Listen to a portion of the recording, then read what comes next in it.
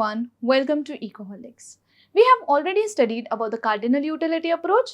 In this video, we are going to study about the ordinal utility approach and a very important topic based on ordinal utility approach, that is of indifference curves. So let's get started.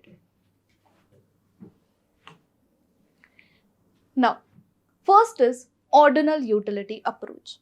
But before studying ordinal utility approach, let's quickly revise what our cardinal utility approach was all about. So, according to cardinal utility approach, utility can be measured quantitatively. That is, we have studied that utility can be measured in utils according to cardinal utility approach. And इसका simple meaning है कि हम जो utility है हम उसे number कर सकते हैं. जैसे हम यूटिलिटी को मेजर कर सकते हैं 1 utils, 2 utils, 3 utils and so on. तो ये हो गया cardinal utility approach. Coming on to ordinal utility approach. So ordinal utility approach was propounded by J.R. Hicks and R.G.D. Allen. So these were the two economists who propounded ordinal utility approach.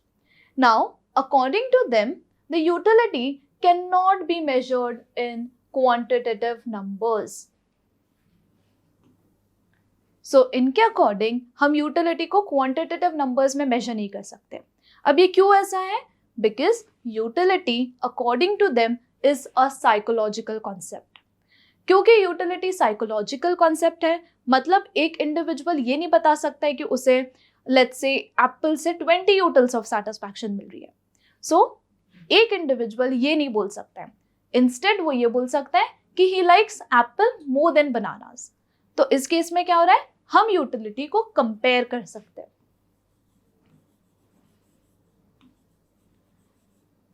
So an individual can only compare utilities, and क्योंकि वो compare कर सकता है इसीलिए a consumer can rank various combinations of goods and services in order of his preferences.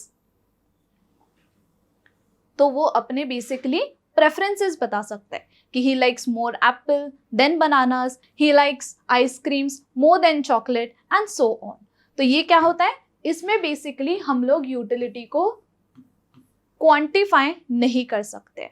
ठीक है, हम सिर्फ क्या कर सकते हैं, we can only rank our preferences. ठीक है, तो एक इंडिविजुअल है लेट्स से ए, उसे दो चीजें हैं, स्वीट्स एंड चॉकलेट्स. तो इस केस में क्या होगा, वो ये नहीं बोल सकता कि मुझे स्वीट से 20 यूटिल्स ऑफ सेटिस्फैक्शन मिल रहा है या मुझे चॉकलेट से 3 यूटिल्स ऑफ सेटिस्फैक्शन मिल रहा है. वो इंस्टेड ये बता सकता है कि उसे स्वीट्स ज्यादा पसंद है या chocolate. So this means he can just compare and he can rank his preferences. So, this is all about ordinal utility approach. अब ordinal utility approach के ऊपर ही एक बहुत important topic based है, that is of indifference curve. Now, what is our definition for indifference curve now? Indifference curve refers to the graphical representation of various alternative combinations of bundle of two goods among which the consumer is indifferent. तो हम indifference curve analysis में क्या करते हैं, हम ये assume करते हैं कि there are two goods. ये important है, ठीक है. This is just to simplify our analysis. हम दो goods का केस लेते हैं हर बार. अब इंडिफरेंस कर्व क्या करता है, इंडिफरेंस कर्व हमें सारे कॉम्बिनेशन बताता है इन दो गुड्स के जिसमें कंज्यूमर इंडिफरेंट है. नाउ कंज्यूमर इंडिफरेंट कब होगा, जब उसे सारे कॉम्बिनेशन से इक्वल या सेम सेटिस्फैक्शन मिलता है.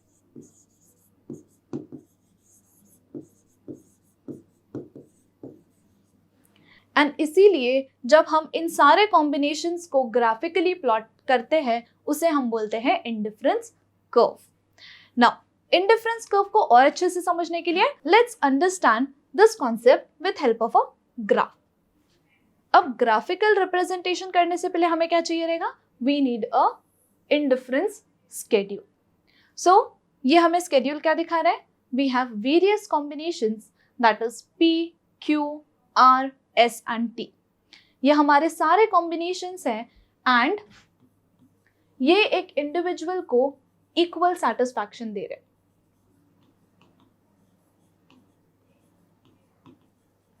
एंड क्योंकि ये सारे कॉम्बिनेशंस उस कंज्यूमर को इक्वल सेटिस्फैक्शन दे रहे हैं, इसीलिए he is indifferent between all this combinations. तो पहले केस में क्या है? For P we have 1 unit of apple and 15 units of banana. For Q 2 and 10. अब एक इंपॉर्टेंट ऑब्जर्वेशन हम इससे क्या देखते हैं कि जैसे जैसे एप्पल्स का क्वांटिटी ज्यादा होते जा रहा है, ठीक है, सो क्वांटिटीज ऑफ एप्पल इंक्रीजेस. लेकिन बनानास की क्वांटिटीज को क्या हो रहा है? The quantity of bananas fall. So bananas का क्वांटिटी फॉल हो रहा है. ये क्यों ऐसा हो रहा है? क्योंकि एक इंडिविजुअल के पास एक फिक्स्ड इनकम होती है जो वो स्पेंड करता है, ठीक है. अब उसे अगर 1 यूनिट एप्पल का बढ़ाना है तो डेफिनेटली उसे कुछ यूनिट्स बनानास के सैक्रिफाइस करने पड़ेंगे क्योंकि उसके पास एक फिक्स्ड इनकम है, ठीक है. So this is another important observation from this schedule. Now let's plot these combination graphically.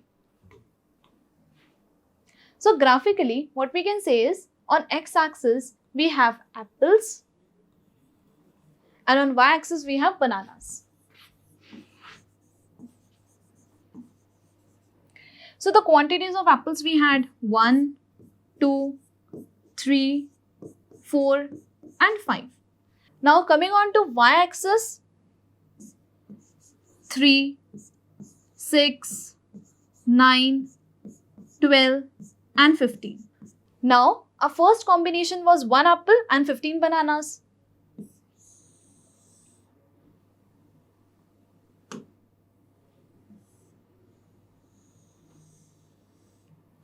Second combination was 2 apples and 10 bananas. 3 apples and 6 bananas, 4 apples and 3 bananas, and then 5 apples and 1 banana. So we had this 5 combination, that is P, Q, R, S and T. Plotting this all the combination and joining this, what we get is our indifference curve. So all these 5 combination gives him equal satisfaction because all these points lie on the same indifference curve. Now moving on to next, monotonic preferences. अब monotonic preferences क्या होते हैं? Simple terms में monotonic preferences को हम बोल सकते हैं the more the better. The more the better मतलब जितना ज्यादा क्वांटिटी होगा कंज्यूमर के लिए उतना ज्यादा उसे सैटिस्फैक्शन मिलेगा.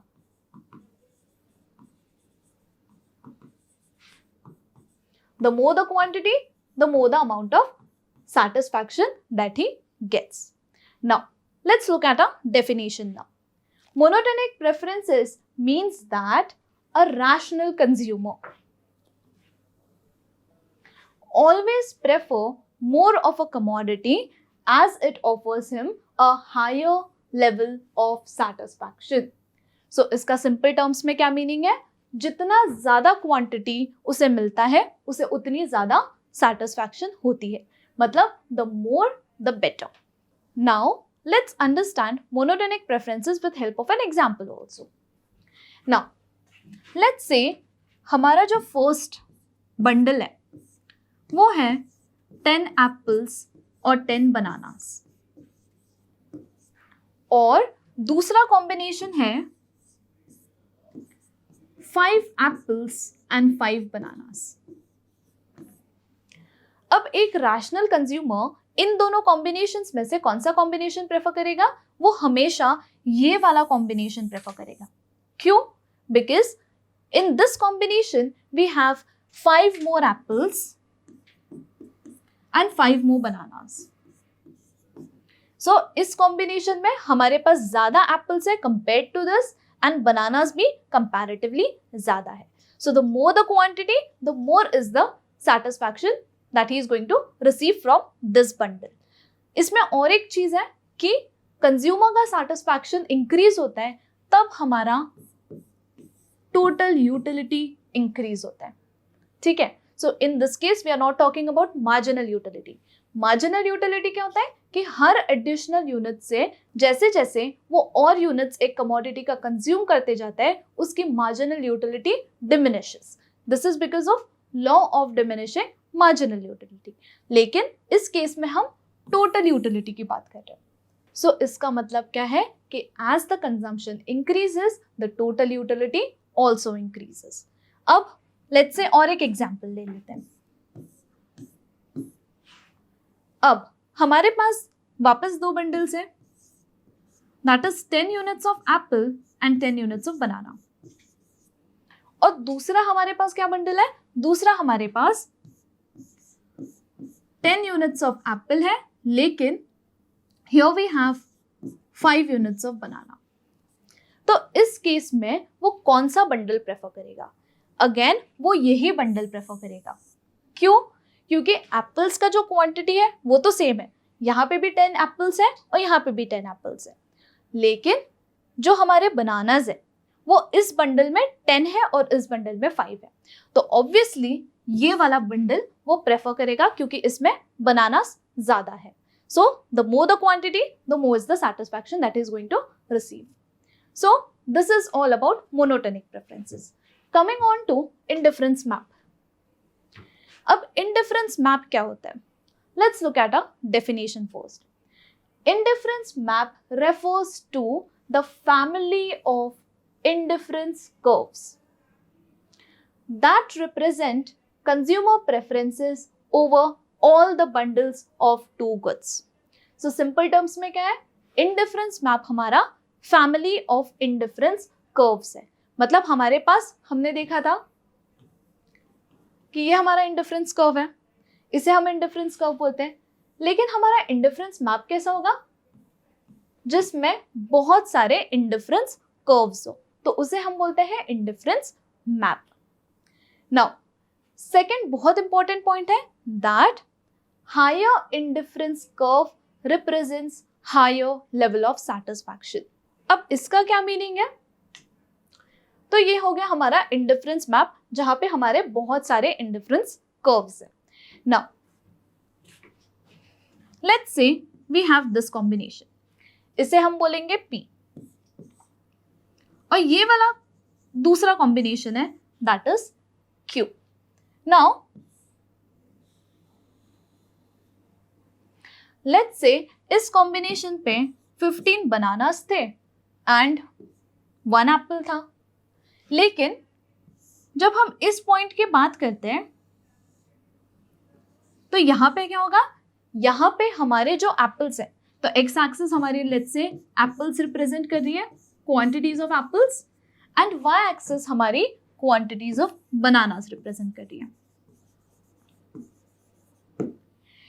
नाउ क्यू कॉम्बिनेशन पे क्या होता है? क्यू कॉम्बिनेशन पे हमारा जो गुड एक्स है, मतलब जो हमारी एप्पल्स की क्वांटिटी है वो कंपैरेटिवली ज्यादा है देन एट पी. तो यहाँ पे हमारे थे 1 एप्पल 15 बनानास और क्यू कॉम्बिनेशन पे हमारे हैं 2 एप्पल्स एंड 15 बनानास. अब हमने मोनोटोनिक प्रेफरेंसेस में क्या पढ़ा था कि जितना ज्यादा क्वांटिटी है उतना ज्यादा कंज्यूमर को सैटिस्फैक्शन मिलता है. तो इस केस में क्या है? हमारे जो बनानास है वो तो कांस्टेंट है लेकिन हमारे एप्पल्स इस केस में ज्यादा है. सो इस केस में हमारा जो क्यू कॉम्बिनेशन है यहाँ पे हमारे नंबर ऑफ एप्पल्स ज्यादा है than at point P, and इसीलिए ये वाला कॉम्बिनेशन कंज्यूमर को ज्यादा सैटिस्फैक्शन देगा because of monotonic preferences.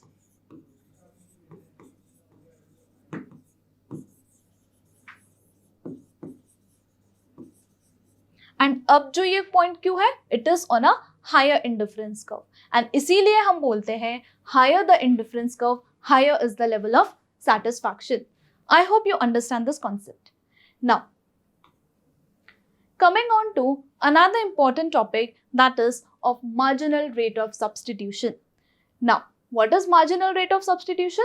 Marginal rate of substitution refers to the rate at which the commodities can be substituted with each other so that the total satisfaction of the consumer remains same.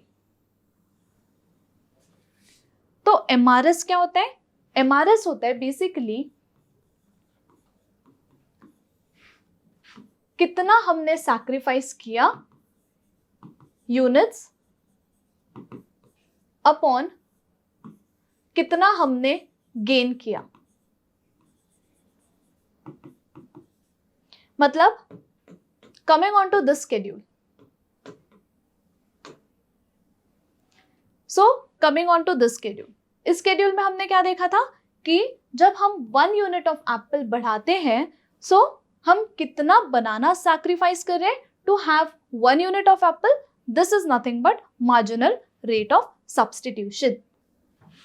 So basically we can write this as marginal rate of substitution is, हमारे example में क्या था, units of bananas that are sacrificed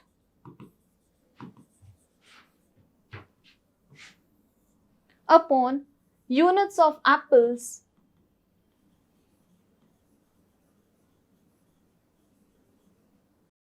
gained. तो ये हो जाएगा हमारा marginal rate of substitution हमारे एग्जाम्पल के अकॉर्डिंग, कि कितना यूनिट्स ऑफ बनानास हम सैक्रिफाइस करते हैं for every additional unit of Apple. So this is marginal rate of substitution. अब MRS between apple and banana, वापस वही एग्जाम्पल देख लेते हैं. So यहाँ पे हमारे वही कॉम्बिनेशन है PQRST, apples, bananas and what is our marginal rate of substitution.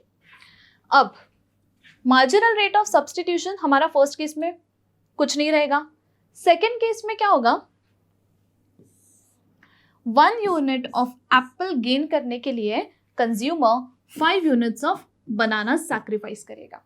तो इसीलिए हमारा MRS क्या हो जाएगा, units of bananas that are sacrificed that is 5B and units of apple gained that is 1A, क्योंकि हम 5 बनाना सैक्रिफाइस कर रहे हैं for gaining 1 unit of Apple.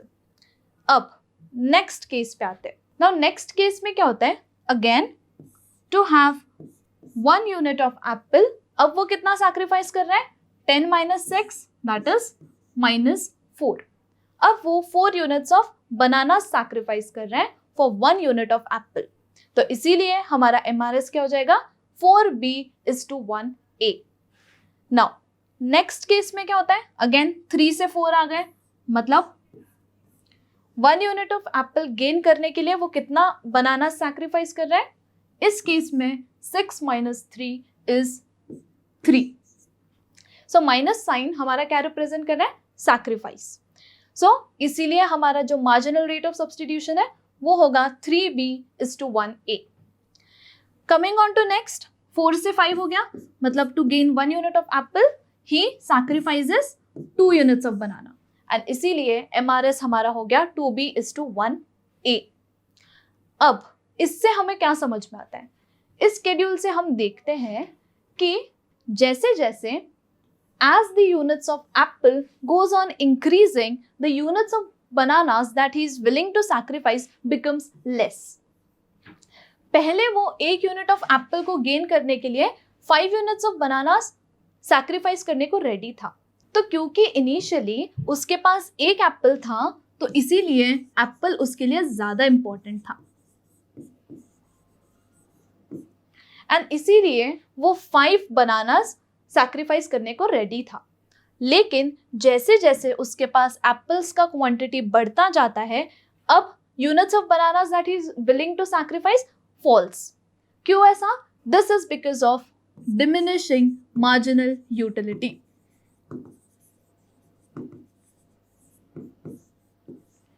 क्योंकि as he goes on consuming more units of apple, his marginal utility of apple falls, and therefore the quantity of banana that he is willing to sacrifice falls.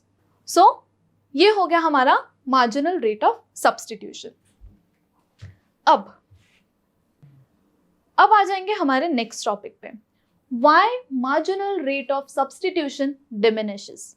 अभी ही हमने हमारे example में पढ़ा, as a consumer consumes more and more units of apple, his marginal utility for apple falls, therefore the amount of bananas that he is willing to sacrifice also falls. तो इसका answer था law of diminishing marginal utility.